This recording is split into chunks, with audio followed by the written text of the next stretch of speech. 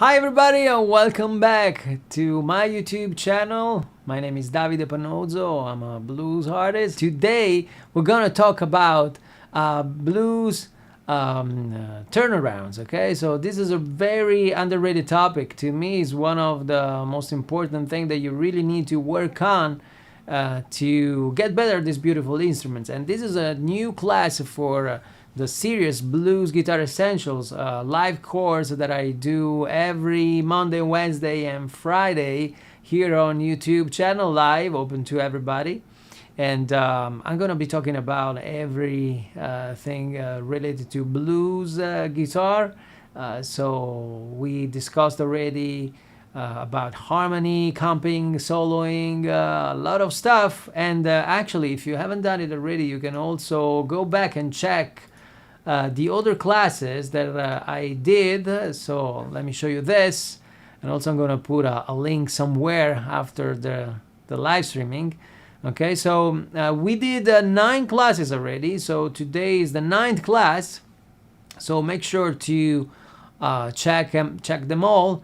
And also, if you want to find out your level on the blues guitar, I created a very funny and very easy quiz that you can find in the description below, so feel free to do it. And I'm gonna send you guys some free stuff tailored on your level. Okay, so make sure to do it, but let's jump into it. Okay, so today we're going to talk about blues turnarounds, and once again, this is one of those topics that you really want to master if you really want to level up your blues playing. So not to be confused with the classic progression used in jazz, right? The 5, the 6, 2, 5, 1. The blues turnaround is used basically for opening or closing your blues progression.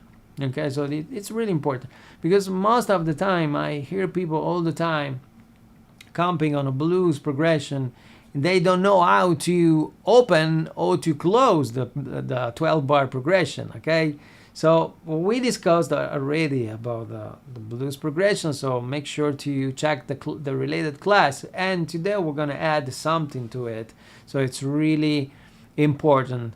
So my suggestion would be to work on them, and also try to memorize them. Okay, so in that way you're gonna have a large repertoire that you can use all the time, you know, when you jamming and you play over a blues progression. Okay, but once again, keep that in mind. You can use them at the opening or at the closing of every 12 bar blues progression, basically. Okay, and today I'm going to show you some of them, and also I'm going to put a link in the description later to my blog, and you can find also the tabs that you can download, so you have a lot of material to work on. Okay, so let me show you the first one. So the first one, it's one of the easiest one, but also one of the most effective. Okay, so it's like this.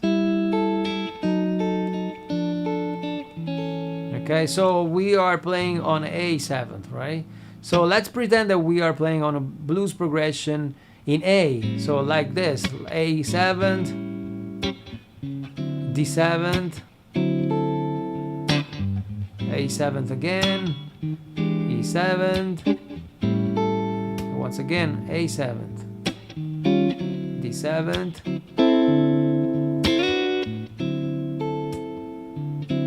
and then A7 again, E7th, and A7, E7th, D7th, and then A, D, A, E, right? So this turnaround can be placed at the very beginning, so it would be like this, right?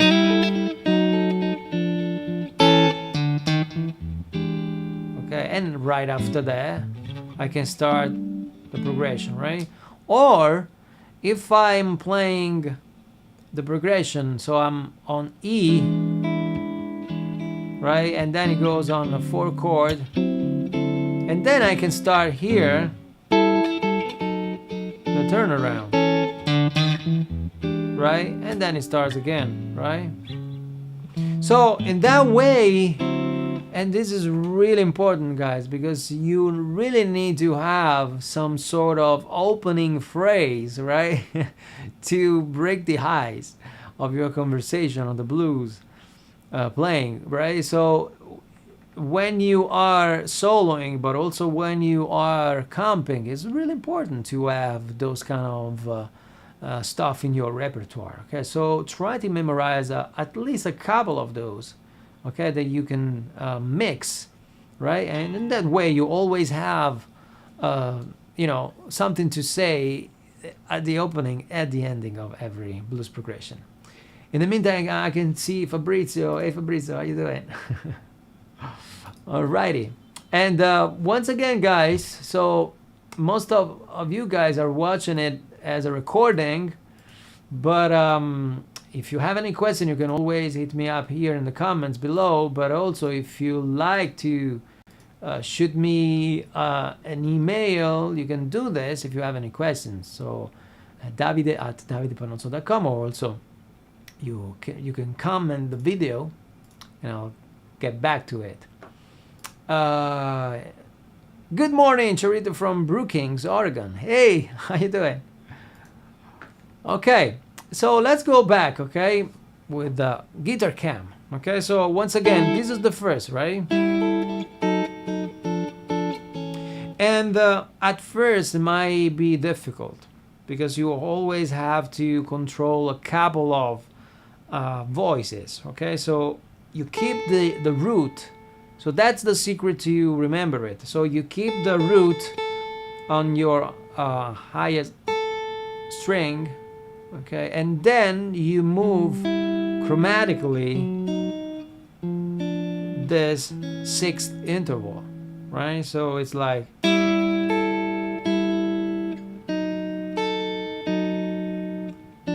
then you can use a barré, right? You can play that also with a pick. So it's more like a hybrid picking.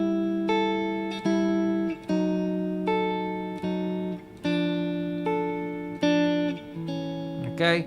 Also, once again, I'm gonna put a link in the description so you can download the tab for them. Okay, for this.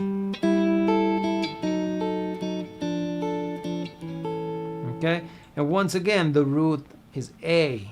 Okay, so if I'm moving on C7, for instance, I can visualize the C and then I can do the same movement,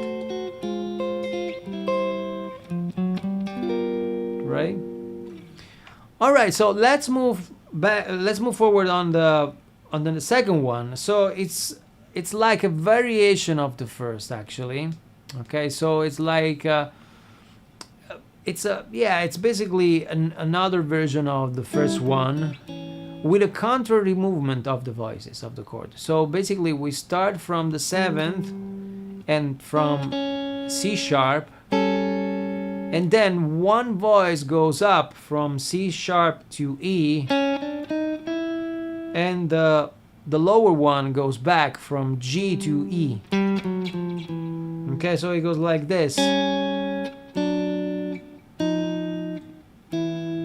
Okay, I'm still keeping the A on the root on the highest chord, or on the highest string, so like this.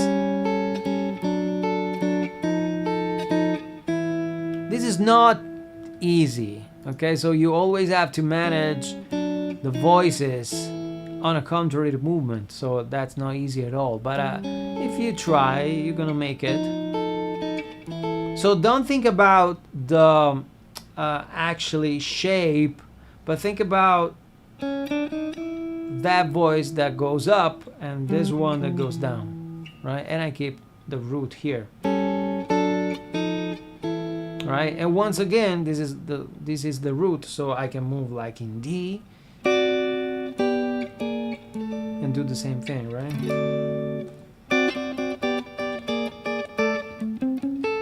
Okay, so you can always add some pies here and there.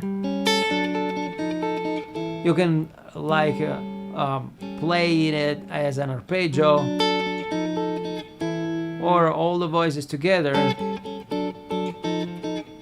Okay, it's up to you. It really depends on how you like it, right? And once again, once you digested it, try to put it on a context, right? So when you play the blues, don't start right on the first, or don't close it without doing some of them, right? So you can get used to it, right? So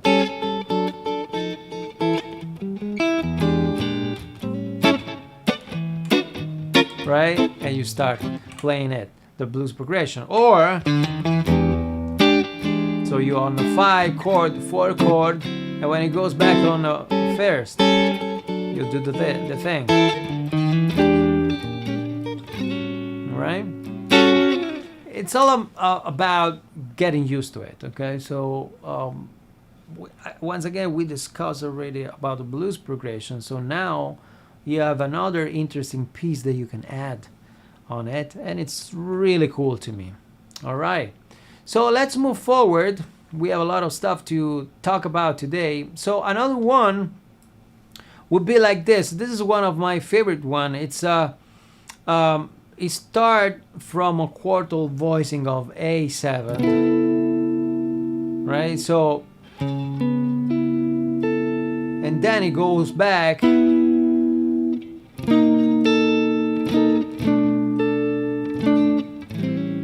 right? So,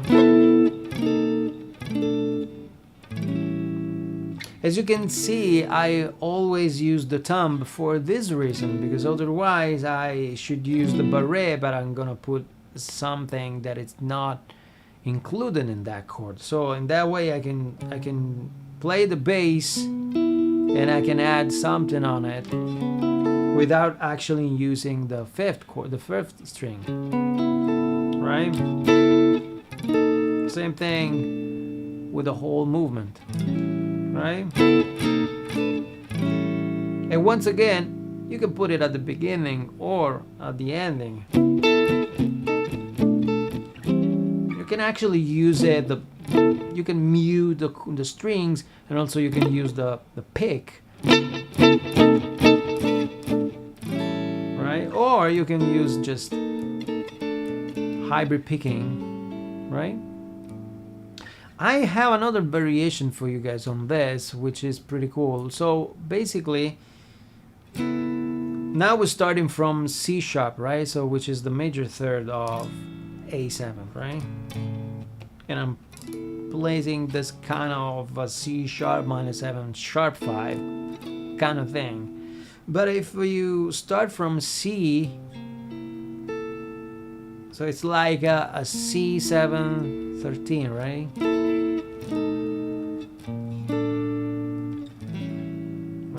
So it's another combination.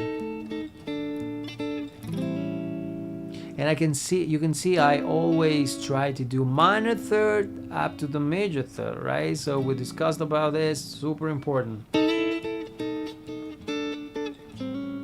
Okay? And once again, you can always placing it at the very ending, like this. Or the last one was like this. So 5 chord, 4 chord, and first.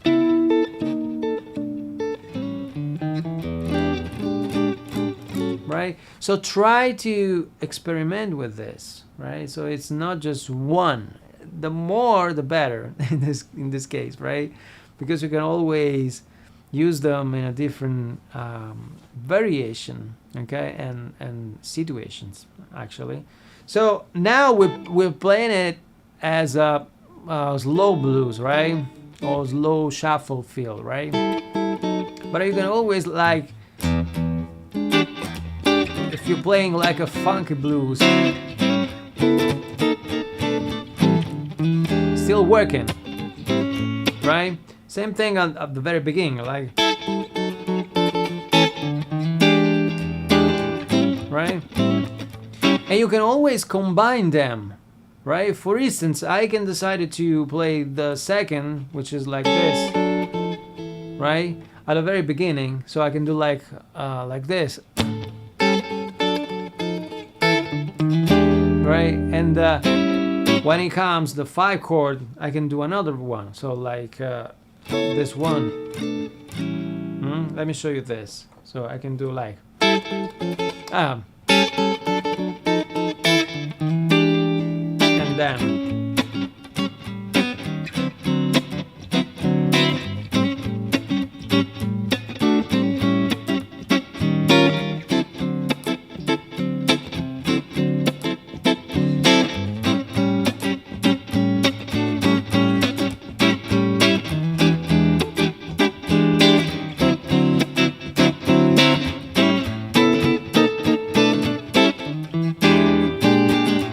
right? So it's really it's like a tool that you want to use also for writing or for doing different arrangement, really, because when you play something like this, people says, what is happening?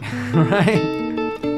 It's super cool, right? It's not like okay, the 5 chord, okay, the 4-1, and the first and the 4 and then the 5, right?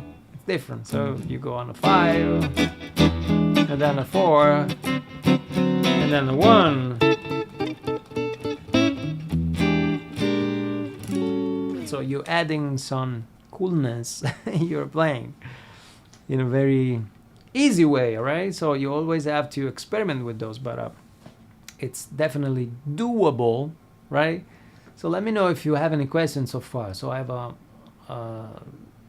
few more to show you guys. In the meantime, Charito says this is better live tutorial on YouTube than Facebook. By the way, that was a really good tune. I just woke up and it's sunny outside listening to you playing guitar. Thanks, David.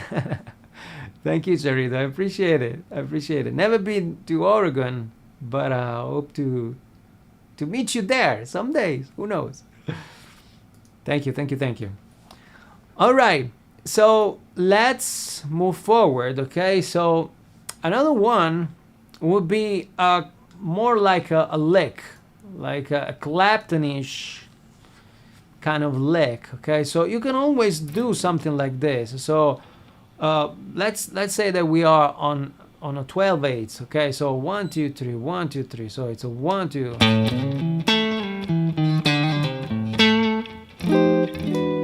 Okay, so it's a very cool lick. 1. And it starts on the downbeat. So 1. Okay? So and once again, you can always do like a little arrangement with your band. So you're on a 5 chord, the 4-1, and then you play the lick 1. So you can start like and when it goes on the 5 chord, you can play the lick.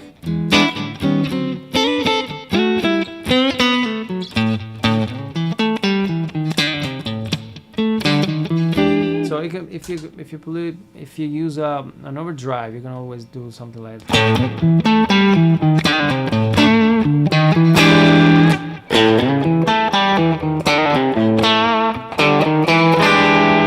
Okay, one more time, lower 1.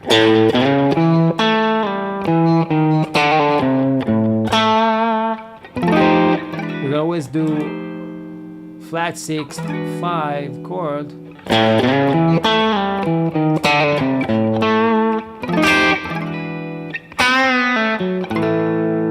Okay, so it's really cool to me. Okay, so it's more like a lick. Okay, so even when you are just comping, right? So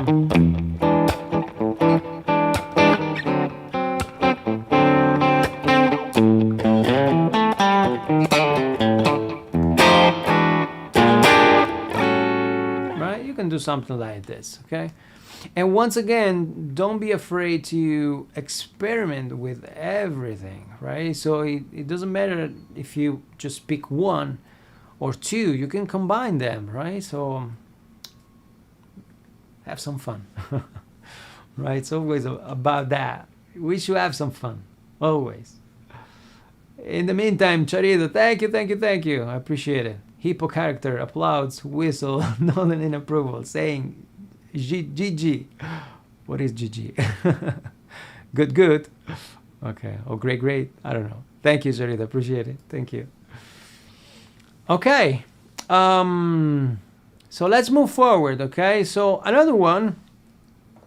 This is another one that I really like. So it's a little complicated for the fingering, but you can always stretch your fingers for that. Okay, so we're still on A, but you do like this. So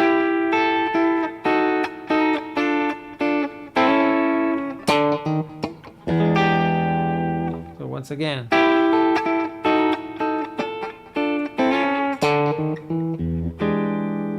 Okay, so same concept basically if you think about it, because on the second one we said that we had a contrary movement like this, right? And the same thing happens here because it's G, F sharp, F, E, like.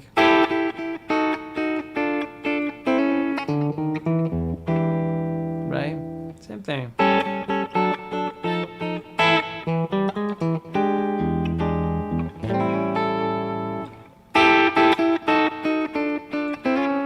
And once again, if you try on a context, so it's like this.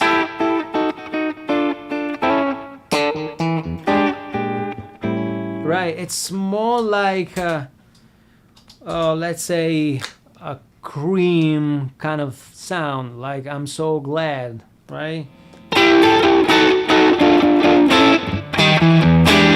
So especially if you play that with the fuzz, would be something like this.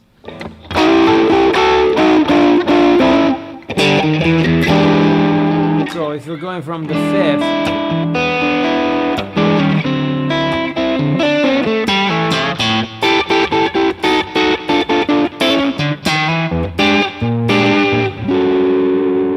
right? Or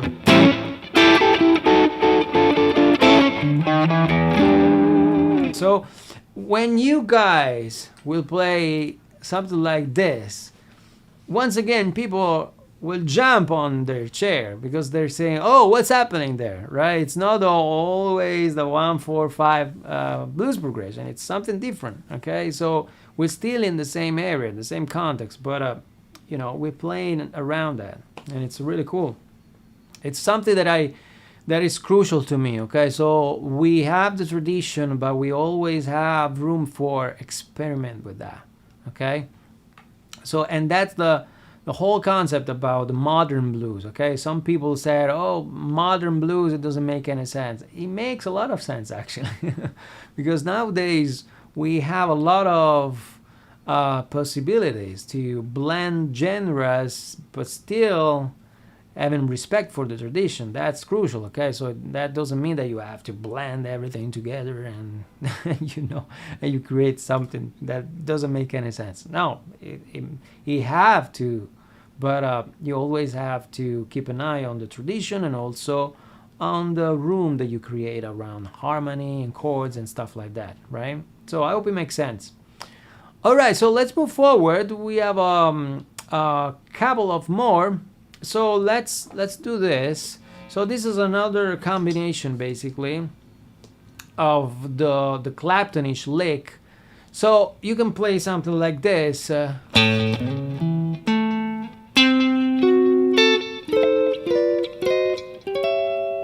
so it looks complicated, but it's really not. So basically you have A, So it's like an arpeggio on A7, right? It's more like a triad, let's say that. So A, C sharp, E, and then A again, and then you go here, and then you go here, up until A7th again. So, yeah, sorry.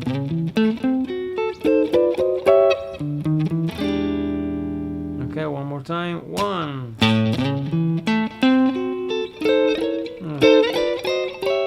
One more time.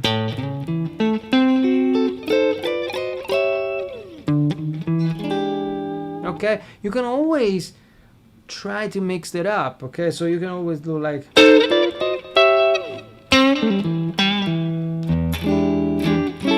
Yeah, or you can start from here.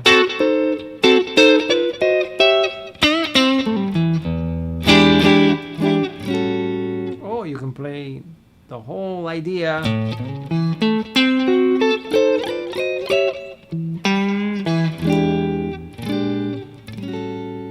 Okay. Okay, so let's move forward on the next one. So this is really cool. I love this. So it's like it's more jazzy. So it's the same idea that moving down chromatically with the domino 9 chord. It's to create like a piano-like solution. So it's like C7, C9 actually, and then B9, B flat 9, landing on A9. So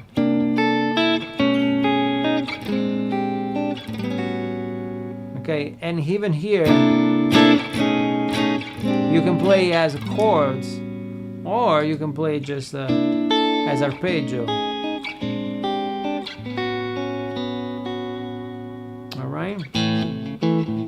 So once again, let's try it on the context.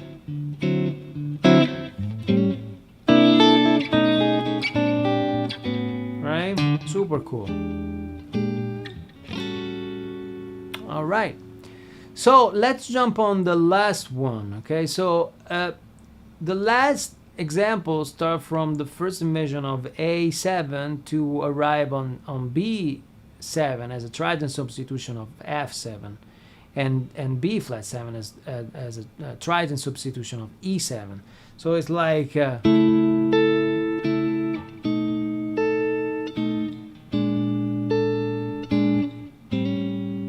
alright, so this is A7, and then B7, and then B flat 7 as a substitution of E7, and then A7 again. So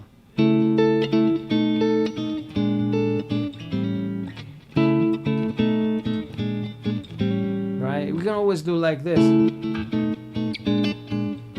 Okay, so if that movement is a little tricky with the root on the top, we can always get rid of it. So we can play like just this.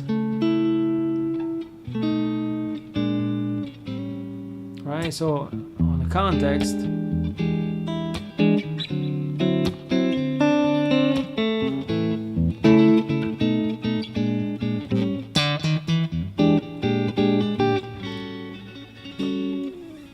all right.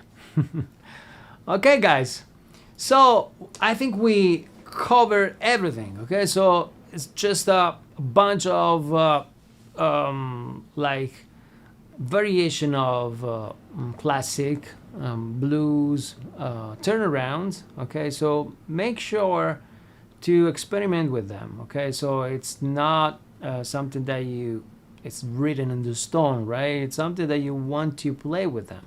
So make sure to play it around it, and you might find out some other variation of them. Okay, so my piece of advice would be like try to experiment with a couple of those, right?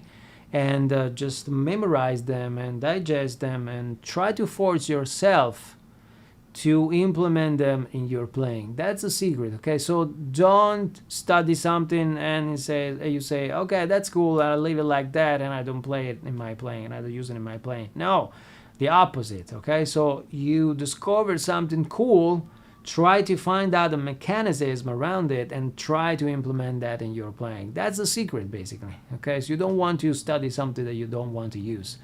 Right, so the whole purpose also of this series is to give you guys something that you can use right away in your playing, right? So even if 8 turnarounds are a lot, so just play with 2 of them and try to, mix them, something different at the beginning, something different at the very ending, and that's it. That's the secret of it all. Okay, try to make some from any material that you might learn, right? So just have some fun, okay guys, so I think that's it for today. Once again, thank you for watching a new series, a new episode of the new series Blues Guitar Essentials. So today is the 10th class, and once again, if you haven't done it already, please go here and watch the previous classes, okay? So so far we discussed about scales, comping, harmony, also fundamentals, so techniques, a lot of stuff, okay? And I see you guys Friday, okay? So this is a live course that I do live every Monday, Wednesday, and Friday, 10:30 Eastern Time, 4:30 Rome time if you're watching from Europe, okay? And once again, if you haven't done it already, you can always go and check my academy, GUITARlab Modern Blues Guitar Academy online. This is the link, GUITARlab.academy, and if you have any questions, shoot me a text or email here, davide@davidepanozzo.com, or feel free to comment the video, okay? Okay, guys, thank you. I see you guys soon. Thank you, Fabrizio. Thank you, Chorizo. And I see you guys soon, okay? See you guys on Friday for a new class.